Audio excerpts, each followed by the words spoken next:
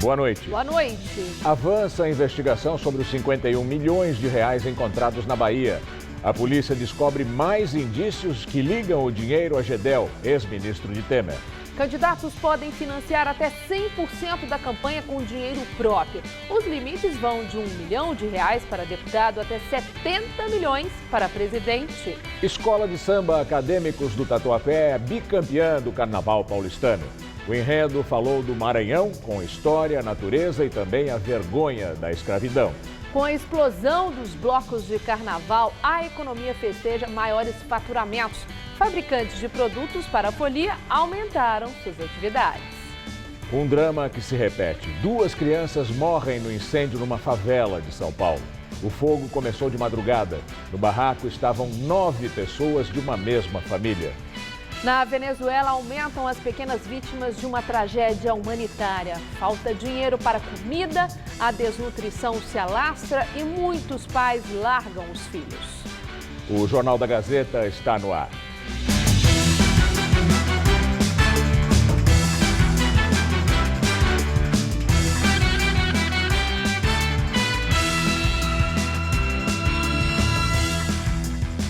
Tragédia na terça-feira de Carnaval. A Polícia Civil investiga a causa de um incêndio que matou 2 crianças na zona sul de São Paulo. O fogo começou por volta das 3 da manhã e atingiu 5 moradias que ficam na favela Beira Rio, na região do Campo Belo, na zona sul da cidade. 2 barracos ficaram completamente destruídos. Em um deles estavam 9 pessoas da mesma família, entre elas uma idosa e 7 crianças. Safira Moraes da Silva, de 1 ano, e a irmã dela, Camille Vitória da Silva, de 5 anos, morreram no incêndio. Essas imagens feitas por um morador mostram as equipes do Corpo de Bombeiros chegando para apagar as chamas. Jennifer mora na casa ao lado dos barracos que pegaram fogo. Eu estava dormindo, aí escutei o grito, socorro, socorro, socorro. Aí fiz, acho que é nada, é briga. Aí socorro, socorro, socorro. Aí quando eu fui abrir, acendeu a luz, eu vi a porta, aquela fumaça dentro da minha casa. O desespero, eu olhei para a rua todo branco. A balconista conta que os incêndios na favela são frequentes. Todo ano pega fogo aqui, todo ano.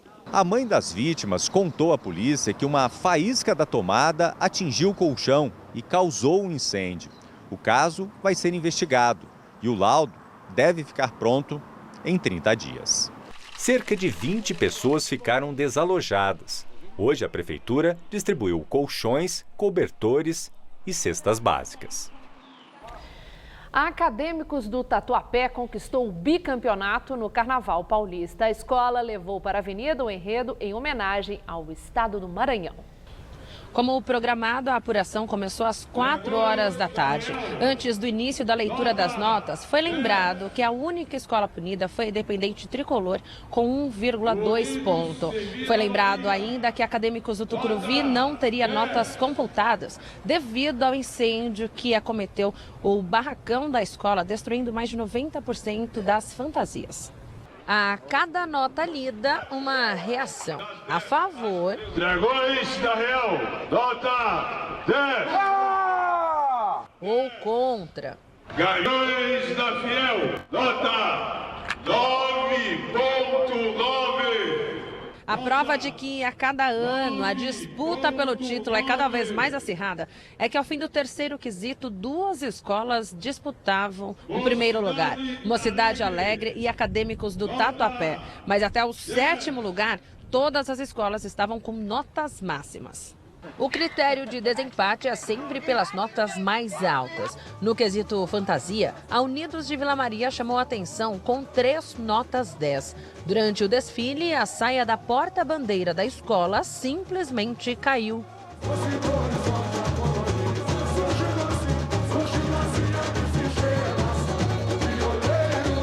Ao fim da leitura do 6º quesito, comissão de frente, 2 escolas tomaram a liderança, Mancha Verde e Dragões da Real. As 2 são ligadas a times de futebol. Palmeiras e São Paulo.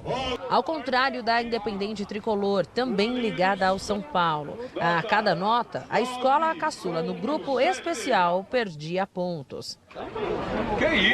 Nas últimas notas, acadêmicos do Tatuapé, campeão do carnaval do ano passado, e Mocidade Alegre disputaram ponto a ponto. Deu bicampeonato para Azul e Branco da Zona Leste. Nota 10. Somos todos merecedores e agora a gente tem que comemorar, porque de novo foi muito sofrido, foi na última nota do último quesito. Graças a Deus.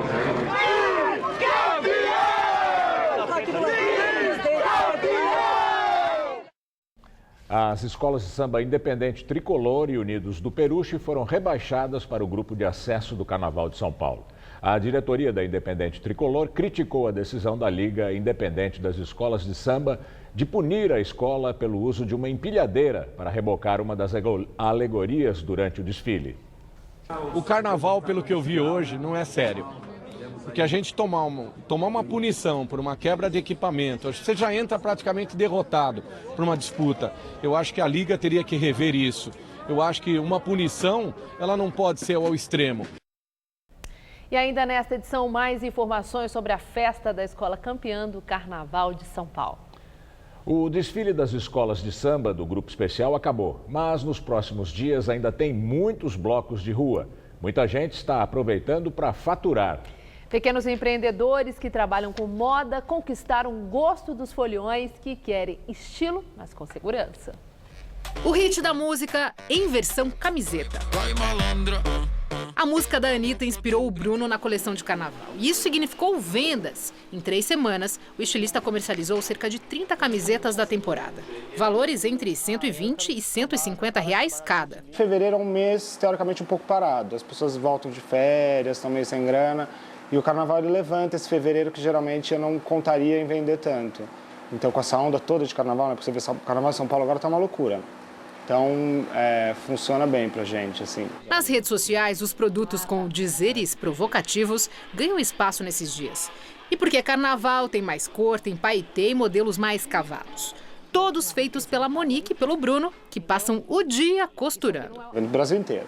Mas carnaval eu vendi basicamente agora São Paulo e Rio. Acho que foi para onde eu mais vendi. O pessoal se diverte com a ousadia do carnaval. Mas quem faz a festa mesmo são os microempreendedores, ainda mais com essa ajudinha extra do sucesso dos bloquinhos de carnaval aqui em São Paulo. Com bastante criatividade, tem muita gente ganhando dinheiro. A Roberta faz parte do bloco Não Tem do que Reclamar. Começou em dezembro a produção de pochetes e doleiras. Todas coloridas, com tecidos de qualidade e zíper reforçado. Não sobrou quase nenhuma. Justamente porque nessa época do ano aumenta o furto, né, de celulares e carteiras. Então é excelente. Você guarda celular, você guarda dinheiro, documento e vai para a festa. A marca de produtos artesanais existe desde 2015 e funciona no quarto dela. Aqui ela desenha, corta, costura e faz a parte comercial pelo celular mesmo. Vende pelas redes sociais e já mandou para o Rio de Janeiro, Florianópolis e São Paulo. As bolsinhas custam a partir de R$ 38. E bem no meio do carnaval, a Roberta leva o negócio a sério. Já tem coelhinho de Páscoa saindo da máquina de costura dela. Já tem coelho de Páscoa. Dia das Mães, Natal, Carnaval, Dia das Mulheres. Sempre essas datas comemorativas é o que mais vende.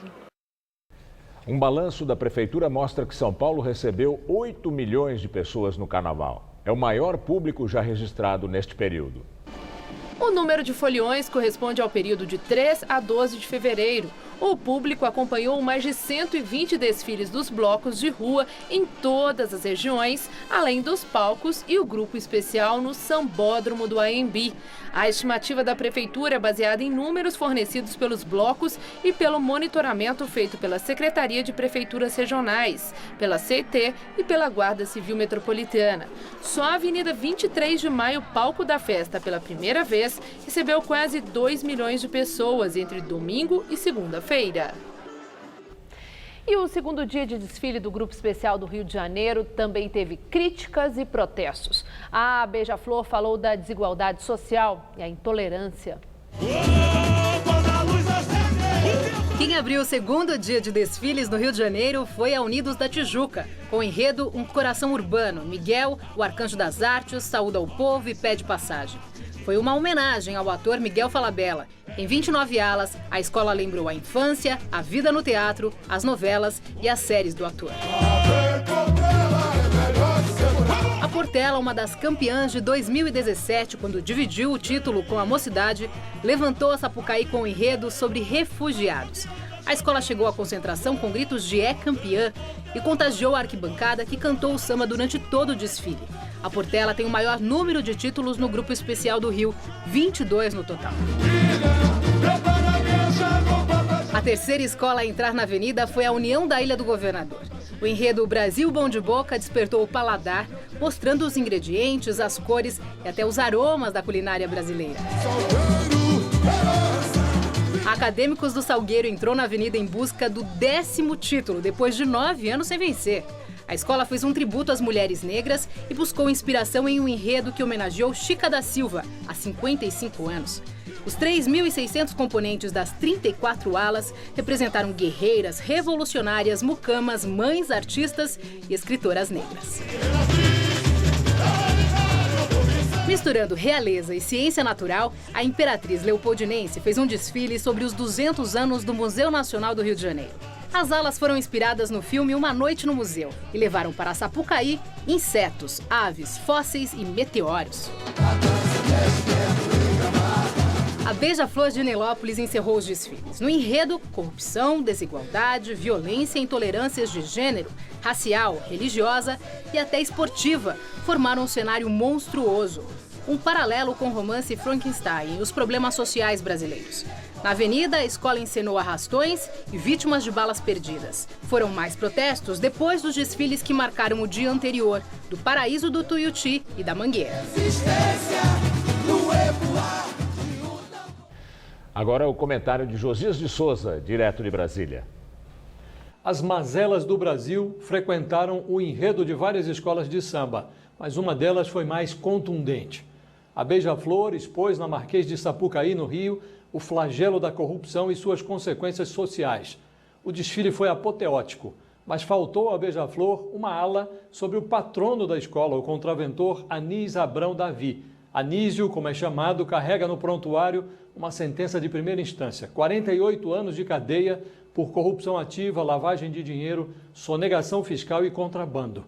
Está livre graças ao Supremo Tribunal Federal. Anísio Abrão integra o Baronato do Jogo do Bicho, que dá as cartas nas escolas de samba há pelo menos 5 décadas. Esse pessoal conquistou fortuna, poder e prestígio social. Jornalistas, comentaristas e estrelas do mundo das artes enalteceram na transmissão televisiva o arrojo da Beija-Flor, mas ninguém se lembrou de mencionar o rastro pegajoso do patrono da escola. Junto com outros barões do jogo, Anísio foi engolfado por uma operação chamada Furacão, que desbaratou um esquema de compra de policiais e juízes para liberar máquinas de caça-níqueis apreendidas pela Receita Federal. Em 2012, a quadrilha foi condenada em primeira instância. Em 2016, às vésperas do julgamento na segunda instância, que deveria levar os criminosos à cadeia, o processo foi suspenso pelo ministro Marco Aurélio Melo, do Supremo. Em liberdade, o condenado Anísio aprovou o enredo anticorrupção da Beija-Flor, uma evidência de que, no Brasil, a hipocrisia também é uma forma de patriotismo. Boa noite. Logo mais na entrevista do dia, Maria Lídia entrevista Rodrigo Prando, cientista político. Eles vão falar sobre o cenário político das eleições deste ano. Agora a gente vai direto para a comemoração do bicampeonato da Acadêmicos do Tatuapé.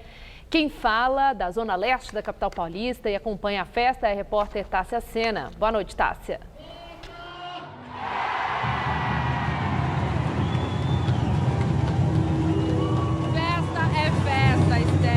E aqui eles acabaram de comemorar as notas 10 da bateria. Agora estão chamando notas 10 em fantasia, porque a Tatuapé ganhou disparado o carnaval desse ano. E festa é sempre bom comemorar, só que eles estão comemorando muito, porque eles estão dando um bicampeonato. A Acadêmica do Tatuapé venceu o carnaval do ano passado aqui em São Paulo. A gente estava no Anhembi e no caminho, logo depois da apuração, no caminho do Anhembi, até aqui a quadra da escola, teve até desfile do troféu, porque as imagens, o Vitor Pontes fez as imagens que com um carro, uma caçamba, com um troféu pelas ruas da cidade até chegar aqui na quadra. Só que quando a gente chegou aqui, então o troféu que estava na caminhonete está ali, ó, pertinho do palco. E perto do palco também tem muita gente. A quadra tá lotada, viu, gente? Mas parece estar lotada para quem tá por aqui. Mas olhando bem, tem muita gente? Tem. Mas é que vocês não viram a porta.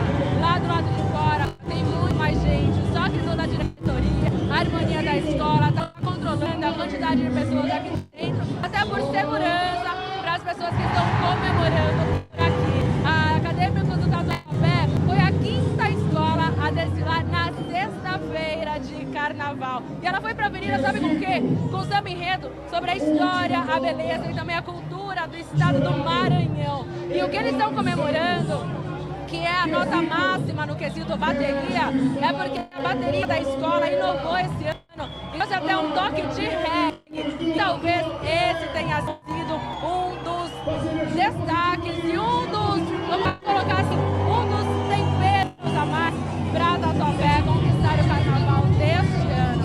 Então, bicampeonato para Acadêmicos do Tatuapé, azul e branco aqui da Zona Leste. A gente continua acompanhando a festa e a gente pode voltar a qualquer momento com essa farra aqui na Zona Leste. E o tempo fechou nesta terça-feira de carnaval aqui em São Paulo.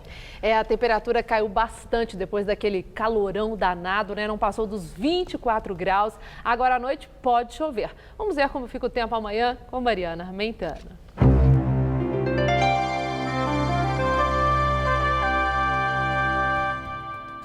E parece que a quarta-feira de cinzas vai ser mesmo cinzenta aqui em São Paulo, com tempo fechado e previsão de muita chuva também pelo país. Desde o Nordeste paranaense até o sul de Minas e centro-sul do Rio de Janeiro, pode chover a qualquer hora, até com forte intensidade. O tempo fica bastante instável também em boa parte das regiões norte e nordeste do Brasil. Vamos ver aqui a nossa tabela de temperaturas para amanhã? Na capital pernambucana, a chuva vai e vem durante todo o dia e a máxima cai para os 28 graus. Já em Salvador, sol, chuvinhas rápidas e calorão em torno dos 30 graus amanhã. No Rio de Janeiro, dia atípico para os cariocas, viu? A quarta-feira de cinzas promete ser chuvosa, com raios, ventania e temperaturas entre 21 e 26 graus apenas. E em Porto Alegre, o sol brilha forte e os termômetros ficam entre 16 e 28 graus por lá. Para São Paulo, o sol só deve predominar com poucas chuvas previstas no norte do estado. Nas outras áreas, a previsão ainda é de chuvas a qualquer momento e o tempo continua fechado na faixa litorânea. A máxima fica em torno dos 30 graus em Presidente Prudente, dos 31 em Presidente Bernardes e dos 32 graus em Votuporanga. Em São José dos Campos e em Santos, no litoral, a máxima não deve passar dos 25 graus por causa das chuvas. E pode esperar tempo chuvoso aqui na capital também, viu? A madrugada promete ser bem fresquinha, com mínima de 18 e a máxima amanhã à tarde fica em torno dos 23 graus. Na quinta-feira, o sol volta a aparecer ainda entre nuvens de chuva e as temperaturas ficam entre 24 e 17 graus. Na sexta-feira, a máxima sobe para os 26 graus por aqui, ainda com tempo instável. O Tribunal Superior Eleitoral divulgou hoje as regras de financiamento das campanhas eleitorais deste ano.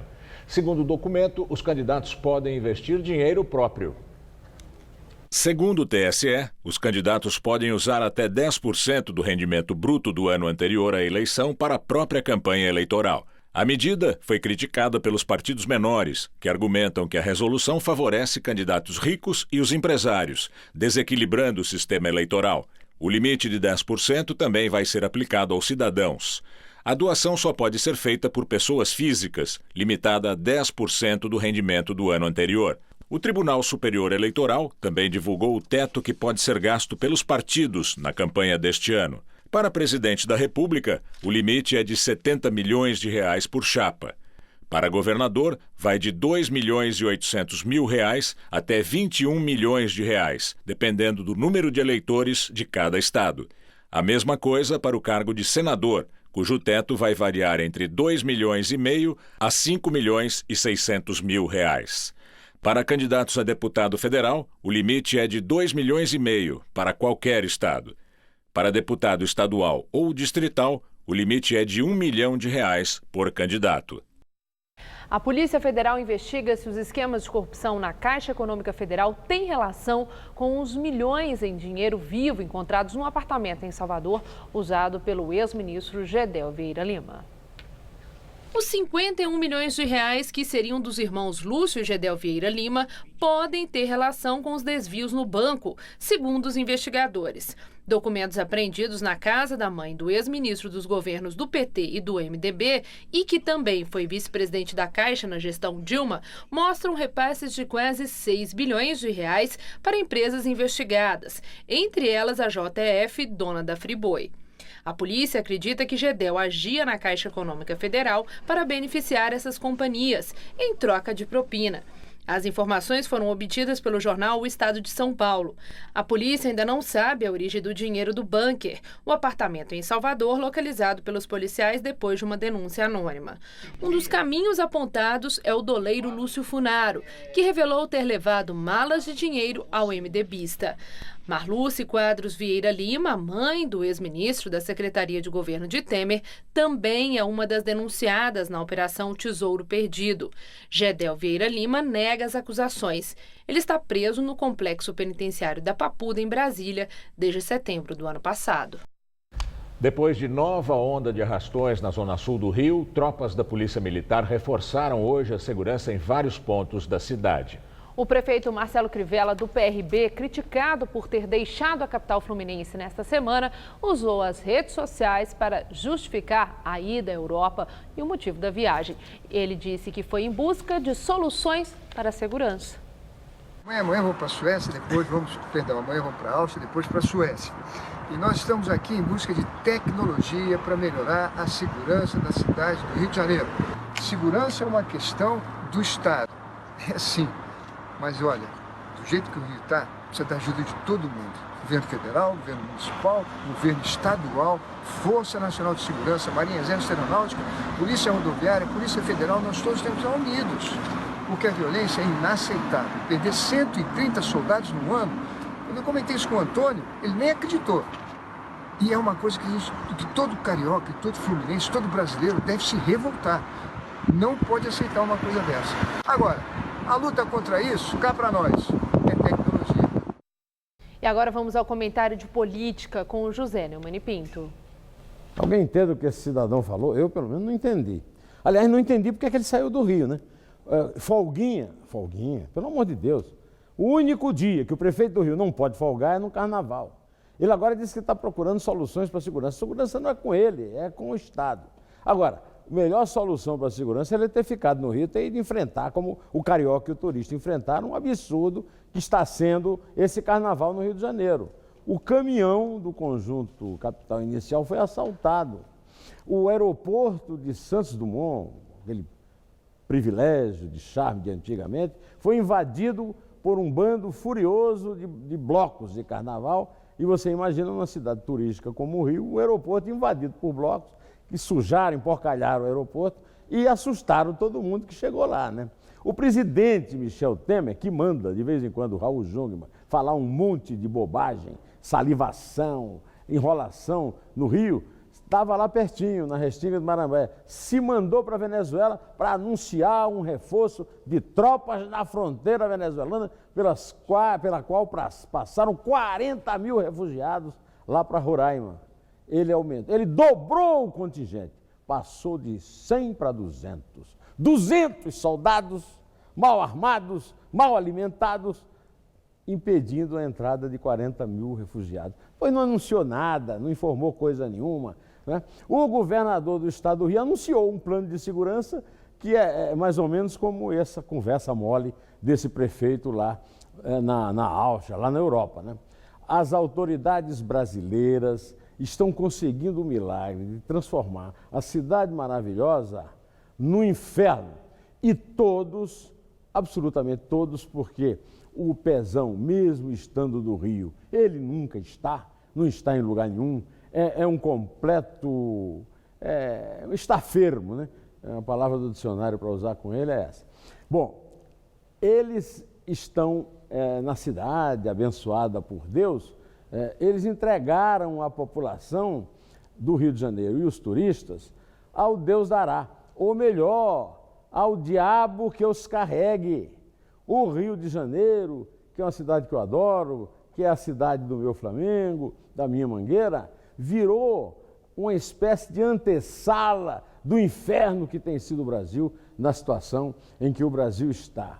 Essas autoridades, pelo menos, deveriam estar lá para testemunhar e, de certa forma, conviver com o inferno que a incompetência, a inépcia e a corrupção deles provocaram na antiga cidade maravilhosa, hoje inferno da Guanabara. Bom, eu volto quinta-feira, já depois do Carnaval, direto ao assunto. Em pé. Agora as notícias do esporte com Estela Gontijo e Celso Cardoso. Depois do esporte, Maria Lídia entrevista o cientista político Rodrigo Prando. Expectativa no São Paulo para a segunda fase da Copa do Brasil. Quinta-feira tem São Paulo em campo, buscando vaga na próxima fase da competição. Celso, boa noite. Boa noite, Estela. O tricolor do Morumbi vai jogar em Maceió contra o CSA em partida eliminatória. É bom lembrar que empate leva a decisão para os pênaltis. Confira a preparação do São Paulo. Armando um São Paulo bem forte, o mais forte possível para hoje. O professor Dorival Júnior não poderá escalar um dos líderes de seu time. Petrus está suspenso. Desfalque para quinta-feira, jogo decisivo, partida única. Alagoas, segunda fase da Copa do Brasil, frente ao CSA. Hudson volta a ser titular. Eu fiquei feliz demais quando soube que eles queriam minha volta, que valorizavam isso, que contavam comigo no elenco. Eu tive uma lesão um pouco séria no final do ano passado, então fiquei um pouco mais de 3 meses sem poder jogar. Tenho procurado me preparar bem para estar na minha melhor forma física possível, para poder ajudar o São Paulo, para fazer um ano tão bom como foi o meu ano passado no Cruzeiro. Se o São Paulo nunca conquistou a Copa do Brasil, Hudson já viveu essa emoção. Ano passado no Cruzeiro, bateu até pênalti na finalíssima. A Copa do Brasil, esse ano mudou um pouco o regulamento, né? Um pouco não, né? Mudou completamente aquela questão do gol fora, que às vezes fazia tanta diferença, agora já não tem mais. Essas primeiras fases são traiçoeiras, tem que tomar um cuidado maior. O foco de Hudson no coletivo a curto prazo está bem definido. E, individualmente falando, ele não poderia ser mais claro. Acho que consegui subir um patamar. Eu me defino como um dos jogadores que da posição como os melhores, né? À toa que estou no São Paulo, que é um grande clube, e brigo por posição com Petrus e Jusilei, por exemplo, que também são excelentes jogadores. Incisivo, Hudson foi ao analisar a polêmica comemoração de Vinícius Júnior pelo Fla contra o Bota. Acho que tem que ter liberdade, lógico, e com respeito. Eu não vejo problema nenhum na forma que ele comemorou. Daqui a pouco o jogador faz gol, vai ter que pedir desculpa? Aí aí não dá, né? O cara vai ficar com medo de fazer gol, que aí não pode comemorar. O gol é um momento maior do futebol, então é muito importante para o jogador quando faz o gol. Então acho que você não pode censurar uma comemoração, claro que com respeito, de um jogador. Então, Celso, na sua opinião, pode censurar uma comemoração ou não? Assim, eu acho que tudo tem que ter bom senso. Não é possível, por exemplo, você admitir um jogador que comemora um gol, levante a camisa e tem o símbolo da suástica. Claro, claro. Né? Então, preservando o bom senso e o respeito, ok. Eu acho que assim, o professor Cortella que costuma dizer, né, que a brincadeira é boa quando os dois se divertem. Uhum. Então, quando você faz uma brincadeira, você está disposto a ter a contrapartida negativa. O pessoal do Botafogo, por exemplo, não gostou nada da brincadeira do Vinícius Júnior. Mas não foi desrespeitosa. Não, mas eles entenderam que foi. Tanto que nem cederam o estádio João Avelange para o Flamengo participar da final do Campeonato Carioca. Então ficou complicado essa Taça Guanabara, melhor. Não foi nada engraçado, então. Não. Amanhã tem o duelo mais esperado das oitavas de final da Liga dos Campeões da Europa, Real Madrid e Paris Saint-Germain. Esse confronto pela força e favoritismo das duas equipes poderia ser a final do torneio. Mas o destino caprichosamente definiu o embate nas oitavas. O Real Madrid de Cristiano Ronaldo enfrenta o Paris Saint-Germain de Neymar. Amanhã é o primeiro de 2 jogos que vão decidir o futuro de 2 dos maiores jogadores do planeta.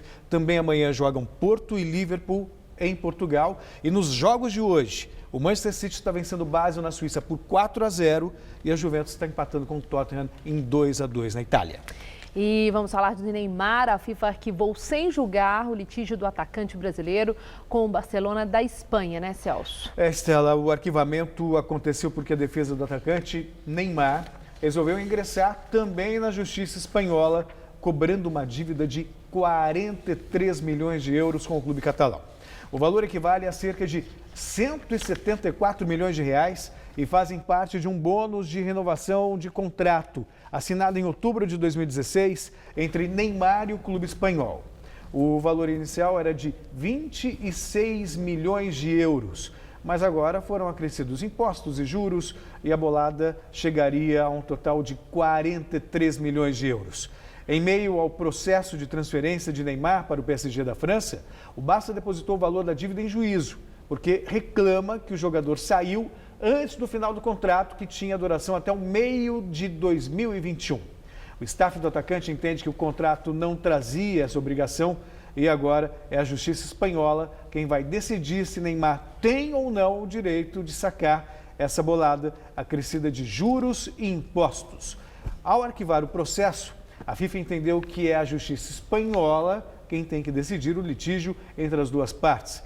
É uma briga que vai muito longe ainda e que envolve, claro, muito dinheiro. Muito dinheiro. São números que a gente nem imagina. Estratosféricos. Estratosféricos. Muito obrigada. Boa noite. Obrigada, Celso. Até amanhã. Com você, Gamerini. Nós voltamos a falar do Carnaval de São Paulo, que conheceu hoje a grande campeã da avenida. A repórter Tássia Sena continua na zona leste da cidade e tem mais informações sobre a festa da Acadêmicos do Tatuapé. Olá, Tássia. Realmente, a festa hoje aqui na Guarda, na Acadêmicos do agradeceu todo o apoio, de toda a comunidade nesse carnaval. Afinal, a Acadêmicos do Tatuapé é bicampeão do carnaval de São Paulo. É sempre muito acirrada a apuração, vocês viram agora a ponta, foi ponto a ponto, e realmente foi muito difícil.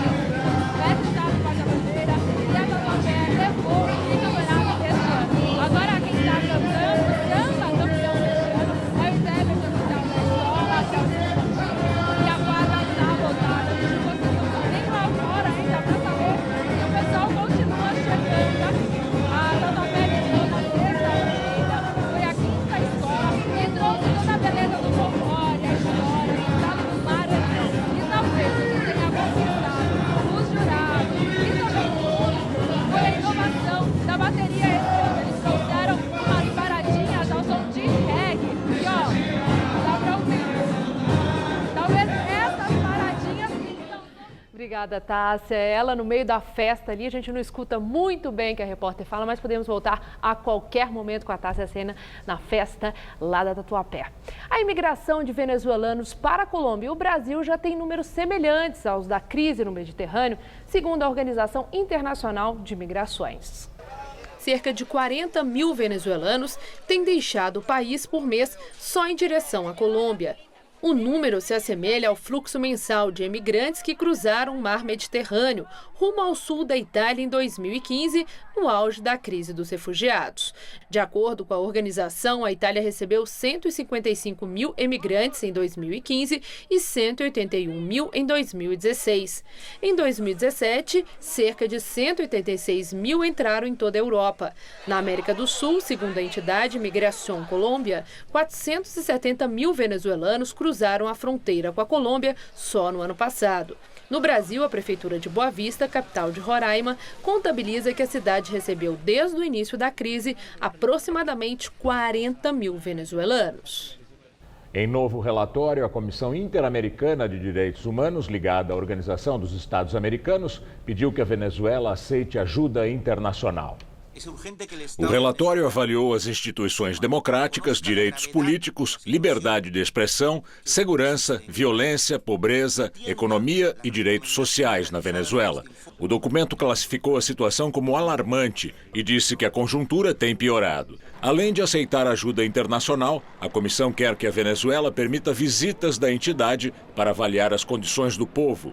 De acordo com a comissão, há a percepção de crescimento da pobreza e da pobreza extrema, assim como da escassez de alimentos e medicamentos. O relatório defende a democracia como a única saída para o país. E agora vamos ao comentário de política internacional com João Batista Natali. Imaginem a mãe que abandona a filhinha de 3 anos numa estação de metrô, com a mochilinha nas costas e um bilhete para que alguém cuide da criança, porque a família não tem dinheiro para comprar comida. Ou então o orfanato em que as crianças são entregues pelas próprias famílias para não passarem fome. Isso acontece na Venezuela e está no Washington Post. Até combina com o relatório da Organização dos Estados Americanos que vocês acabaram de ouvir e que diz também o seguinte: em 4 estados venezuelanos, 70% das crianças de até 5 anos estão com subnutrição. A tragédia humanitária provocada pela ditadura bolivariana está abaixo do fundo do poço. E mesmo assim, o ditador Nicolás Maduro convocou eleições para 23 de abril e, por mais que ele seja rejeitado por 80% da população, ele vai ser reeleito, com todos os trambiques imagináveis. 2 dos 3 mais fortes partidos da oposição foram proibidos, enquanto os 2 oposicionistas mais populares, um está preso e outro está com direito político cassado. Por isso mesmo, reúne-se hoje no Peru os 12 países latino-americanos que fazem parte do Grupo de Lima. O grupo reage à farsa eleitoral da Venezuela e segue o exemplo dos Estados Unidos e da União Europeia, que não reconhecem a reeleição de Maduro. Aqui no Brasil, a questão humanitária foi criada em Roraima com a chegada dos 40 mil refugiados.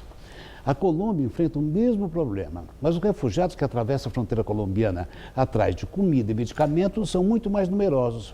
O governo da Colômbia anunciou na semana passada que está negociando com organismos internacionais para que a Venezuela receba um empréstimo de 60 bilhões de dólares, tão logo a ditadura de Maduro seja derrubada. A Venezuela tem as maiores reservas de petróleo do mundo, mas está quebrada. O PIB dela caiu em 40% nos últimos 5 anos. O dinheiro da Venezuela está no bolso dos governantes e dos militares corruptos. É assim que o mundo gira. Boa noite. Na Rússia, a investigação do acidente de avião que matou 71 pessoas no domingo mostra que provavelmente a causa da queda foi falha dos pilotos. Ao analisar as caixas pretas do avião, a Comissão Interestadual de Aviação Russa concluiu que dados de velocidade incorretos foram recebidos pelos pilotos, o que pode aparentemente estar vinculado à formação de gelo nas sondas, cujo sistema de calefação estava desligado. A investigação sugere que houve falha dos pilotos em ligar a unidade de aquecimento dos medidores de pressão antes da decolagem. No momento, a temperatura externa era de 4 graus abaixo de zero. Eles teriam posto o avião no piloto automático ao sair de Moscou e reassumido o controle manual ao perceberem os dados conflitantes de velocidade. O avião ia para Orsk, na fronteira com o Cazaquistão, e caiu em um campo coberto de neve 6 minutos depois da decolagem. Morreram 65 passageiros e 6 tripulantes. A polícia de Israel recomendou ao Ministério Público do país que indicie o primeiro-ministro Benjamin Netanyahu em 2 casos de corrupção. Depois de 2 anos de investigações, a polícia diz ter reunido evidências suficientes para os indiciamentos. Há suspeitas de que Netanyahu esteja envolvido em 2 casos de suborno, fraude e abuso de poder. O premier teria recebido presentes de empresários e mantido conversas secretas com a diretora de um grande jornal, nas quais teria pedido uma cobertura de notícias a seu favor, em troca do controle de um jornal gratuito. Netanyahu nega os crimes e classifica as acusações como uma caça às bruxas dos meios de comunicação. A ministra da Justiça, Ayelet Shaked, já declarou que, caso seja acusado oficialmente, ele não será obrigado a renunciar. Na Coreia do Sul, Choi Son-sil, pivô do escândalo que derrubou a presidente Park Geun-hye, foi condenada a 20 anos de prisão. Joy Sonsil, de 61 anos, é filha de um líder religioso e foi por décadas amiga íntima e confidente da ex-presidente.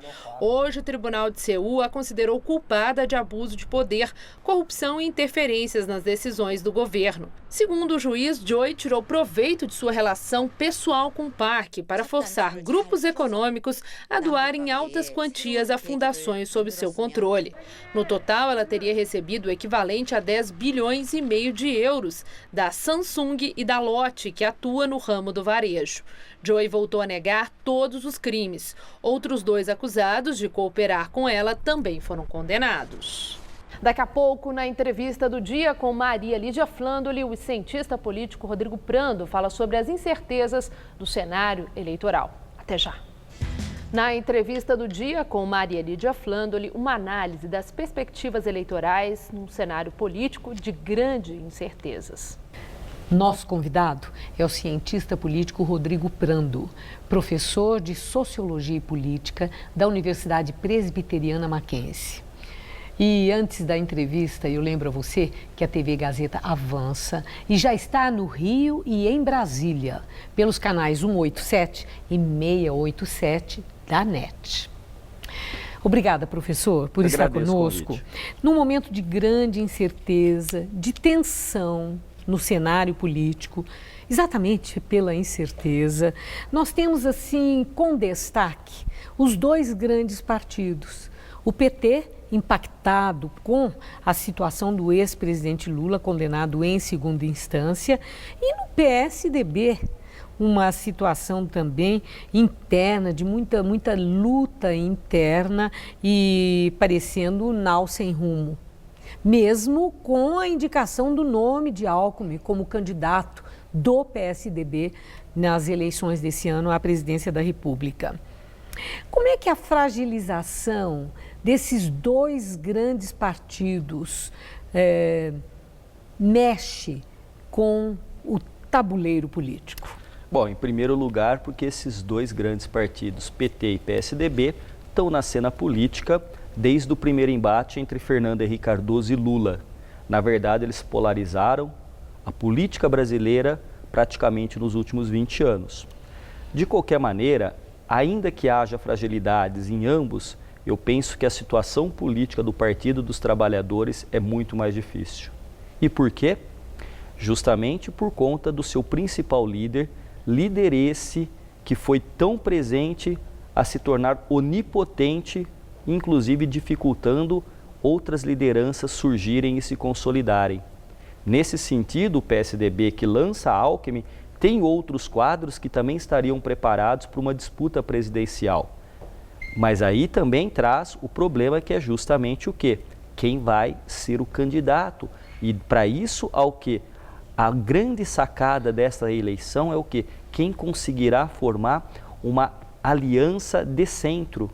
E se o Alckmin seria a figura, na posição das pesquisas, aquele capaz de agregar uma grande frente de centro para quem quer que seja o candidato do PT competir.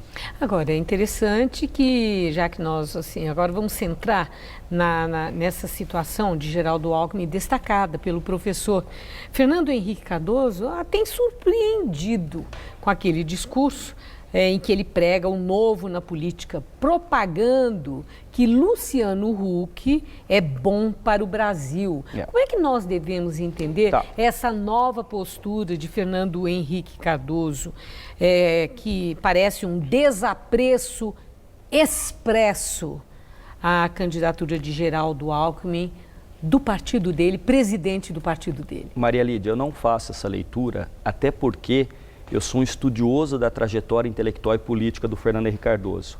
Então, veja, nessa mesma entrevista em que ele diz que Luciano Huck é bom para o Brasil, ele diz que aqueles que têm espírito cívico público são bons para o país, para competir, para concorrer. Nessa mesma entrevista ele diz, Geraldo Alckmin é alguém que olha o cofre, ele é tranquilo, ele é simples e ele sabe falar bem e fala bem na televisão. Então, na mesma entrevista, ele faz o elogio ao Alckmin, dizendo que é o candidato do partido, mas ele, que além de ser um político, o presidente de honra do partido, ele é um cientista social, um cientista político. E por que os elogios a Luciano Huck, que se resolver entrar nessa competição eleitoral, pode desestabilizar a candidatura a Alckmin? Que jogada é essa? Eu não sei se é uma jogada, mas ali o que acontece é o seguinte, muitas vezes na figura de Fernando Henrique sempre coexistiram o intelectual, o analista e o político. Certas vezes se sobressai no momento que não deveria, por exemplo, o analista, faltando um pouco a sagacidade do político. Embora não sei se falta sagacidade ou se é sagacidade além da média. Mas veja só, por que Luciano Huck e por que só Fernando Henrique? Ele diz na entrevista que ele conhece o Luciano Huck, o irmão, os pais, ele gosta e é amigo da família. Isso é uma coisa. Que é uma coisa. Agora, por exemplo, vamos pensar, o PPS também está ali namorando o Luciano Huck. E por que Luciano Huck? Porque ele aparece muito bem colocado. Percentual dos votos do presidente Lula, não os votos da militância, os votos ideológicos, mas os votos das camadas mais pobres da população tenderiam a migrar para a figura do Luciano Huck. Então ele é, nesse sentido, uma certa noiva a ser cortejada, não apenas por PSDB, mas por outros partidos. E ali tem elementos cívicos juntos, de movimentos. Olha, e é interessante, o senhor mesmo acaba de destacar o PPS, eu puxei, coloquei aqui na nossa entrevista o nome de Fernando Henrique Cardoso com esses elogios para Luciano Huck, mas isso é apologia do novo. Né? É apologia do novo. E há uma movimentação, foram criados muitos movimentos, há uma interlocução muito intensa na internet e sempre com essa pregação de um novo na política, é preciso renovação. E agora, quando entram os partidos... PPS, que tem origem em partido de raiz ideológica, certo? E já aí, numa apologia do novo e do nome de Luciano Huck, conversando muito e muito interessado e tal, e Fernando Henrique também, já começou o movimento pela renovação? E me surpreende nesse sentido que a cabeça mais jovial seja do Fernando Henrique, com mais de 85 anos. Seria, no fundo, uma certa lição ao partido começar a ter um pouco mais de atenção ao dinamismo da sociedade. Fernando Henrique é um intelectual, um sociólogo, é um colega meu de profissão, na verdade. Então, veja só, ele sabe fazer análise. Agora, o novo é alguma... não é à toa que está sendo discutido o quê? Candidaturas avulsas. Pensa um jovem talentoso hoje que gostaria de contribuir, que estudou, que entende e chega num partido que as portas estão fechadas e vai lhe sobrar migalhas partidárias. E o Brasil é para novatos? Nenhum país é para novato, mas sem a novidade, sem o espírito novo, sem o espírito empreendedor, as coisas não mudam, não se avança. A nossa política, ela está ossificada numa cultura patrimonialista de uma parte dos políticos que não servem ao público, se servem do público. E se não tiver pessoas dispostas a chacoalhar e a mudar isso, vamos ficar constantemente na mesmice. Bom, então eu entendo que a questão não é uma figura nova necessariamente, mas uma mente ampla, com abertura para o novo e num sentido de nova política que seja o avesso de tudo que nós estamos tendo evidência da velha política. É isso que o senhor está dizendo? Uma nova política centrada numa sociedade conectada em rede, pessoas que consigam tecnicamente chegar não só no eleitor, mas prestar contas do mandato ao longo do mandato, ou seja, uma postura assim de uma cabeça ampla e que pense o mundo e o Brasil no mundo. Eu agradeço muito, professor. Uma boa noite. Obrigado. Um projeto social se dedica a encontrar vagas no mercado de trabalho para refugiados que moram em São Paulo. A ideia é quebrar o preconceito das empresas e facilitar a contratação de pessoas que tiveram de deixar os seus países. Cláudio trabalhou por mais de uma década em plataformas de petróleo em Angola, na África. Em 2013, teve que deixar o país. Veio para o Brasil, mas nunca mais se recolocou. A maioria das empresas que eu já passei para fazer entrevista só é que eles estão pedindo o inglês, tem que ser 100%. Eu tenho português, tenho um pouco francês, Em inglês é aquele que nós dizemos razoável. Foi buscando uma oportunidade que ele conheceu o projeto social Estou Refugiado, criado e financiado pela publicitária Luciana Capobianco. Segundo a ONU, até 2016, 10 mil pessoas de 82 países diferentes foram recebidas como refugiadas no Brasil. Em meio a uma grave crise de emprego no país, Luciana viu essa população como uma das mais vulneráveis. É difícil hoje, assim, no mercado de trabalho, você conseguir uma qualificação profissional. Agora, é muito mais difícil quando você não domina uma língua, quando você não domina um costume, quando você chega num país novo. Em 2 anos e meio, o projeto já encaminhou para o mercado de trabalho cerca de 300 refugiados de várias partes do mundo. E durante esse processo, eles descobriram que não bastava só enviar os currículos para as empresas. Era preciso acompanhar os estrangeiros durante a seleção. Uma das ideias foi criar um banco de figurinos para que eles pudessem usar nas entrevistas. Há também o apoio para transporte e a ajuda para aqueles que não falam o português. O projeto tem um banco de currículos e está se estruturando para virar um instituto e conseguir fazer parcerias com empresas. Foi em uma ação de divulgação do trabalho que a diretora executiva de uma corretora de investimentos conheceu o currículo de Jeff, um congolês que chegou em São Paulo em 2015. Chamou a atenção a qualificação dele, um professor universitário com 2 diplomas. Foi como ativista de direitos humanos. Exerçava também a atividade da política. E aí passou a ser perseguido? Exatamente. Há 4 meses no emprego, Jeff conquistou o respeito e a confiança dos colegas, que em segredo fizeram uma vaquinha para trazer ao Brasil a mulher e os filhos pequenos. O profissional que está do lado do Jeff e de outros refugiados que a gente tem, percebe que assim, o quanto ele fez para estar aqui, né? O quanto ele merece estar aqui pela sua competência e o quanto cada um de nós pode fazer a diferença, né? Então, acho que isso é muito positivo para a empresa.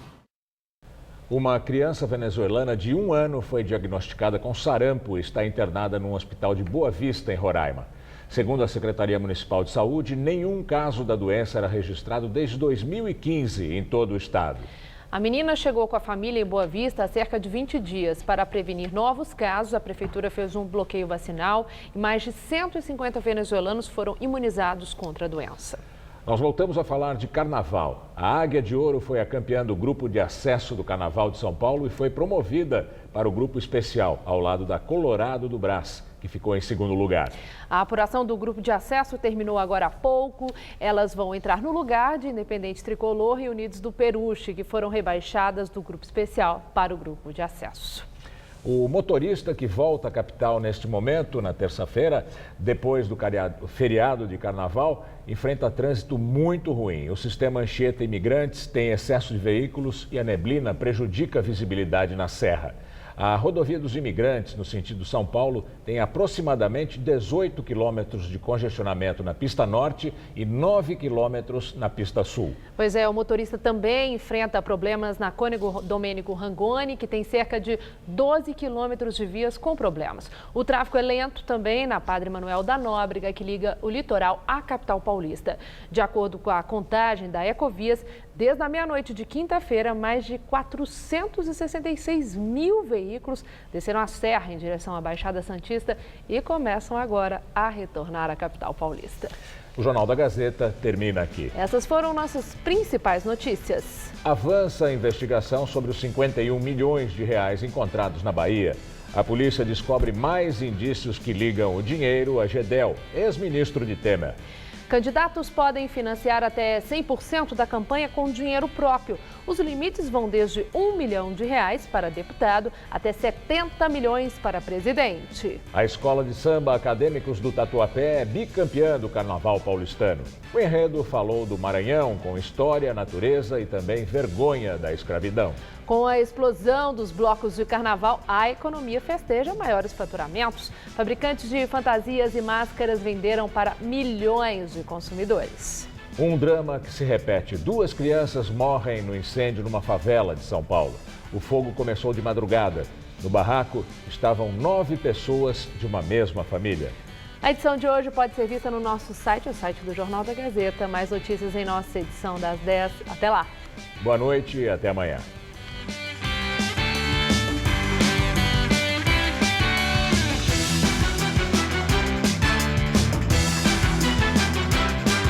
No Todo Seu de hoje, 10h30 da noite, confira o som de Marcos Ziba.